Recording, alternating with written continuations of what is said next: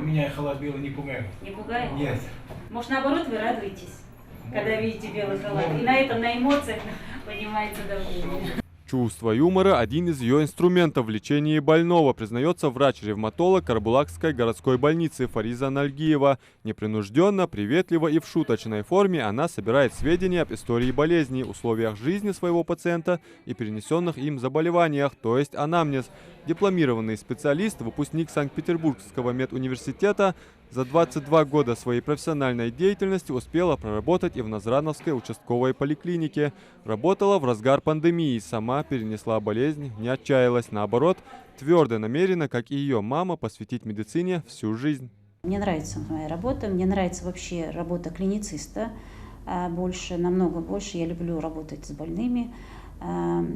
Это благодарная работа, потому что в смысле того, когда вы делаете свою работу и вы видите результат, если больному помогает, если он на ваших глазах через несколько дней может встать, пойти, не пользоваться костылями, тростью, чувствовать себя намного лучше, это бывает очень приятно. Считаю, что в медицину случайные люди не должны приходить.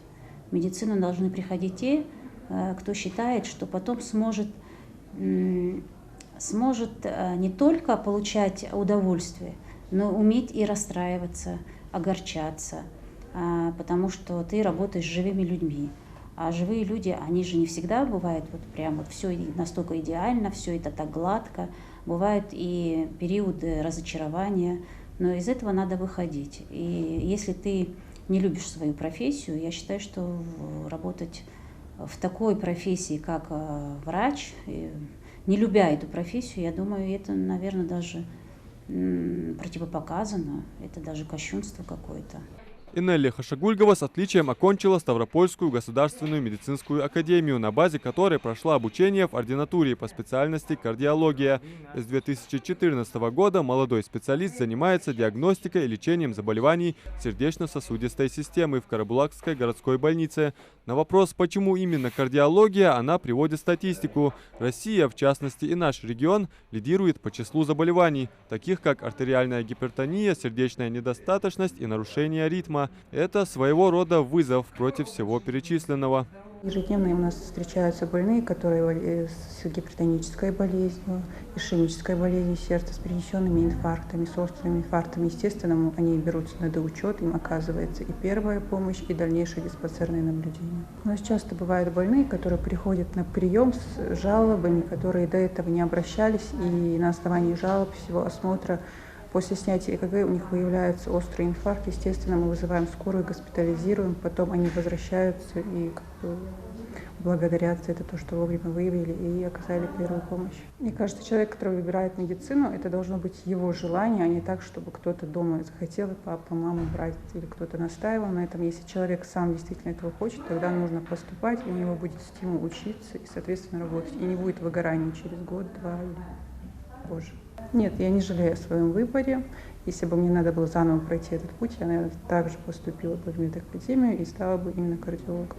Они когда-то дали клятву Гиппократа, чем бросили вызов болезням и недугам. У каждого из них своя специальность, но призвание одно – помогать другим. Выразить благодарность врачам и медперсоналу больницы в их профессиональный праздник, День медицинского работника, решили и депутаты Горсовета.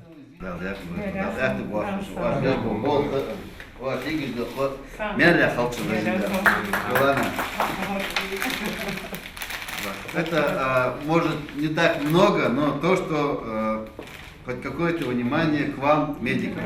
Понять и оценить их труд в полной мере может только тот, кто сам, несмотря на все трудности и невзгоды, изо дня в день надевает белый халат, признается Фатима Нальгиева, поздравляя своих коллег с Днем медицинского работника.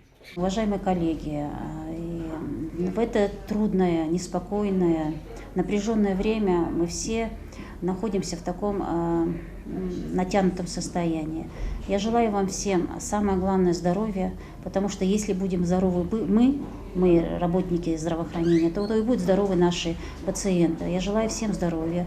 Я желаю здоровья вашим близким, домашним. Если в вашем доме будет мир и спокойствие, значит, вы будете спокойно предаваться своей работе. Желаю всем благополучия, И самое главное, чтобы в нашей республике был мир и спокойствие. День медицинского работника отмечается каждый год в 3 воскресенье июня. Поздравлять в этот день принято всех действующих и бывших медиков, врачей, медсестер, медбратьев, фельдшеров, да и весь медперсонал учреждений здравоохранения. Адам Мережков, Магомед Шалхалов, Новости 24.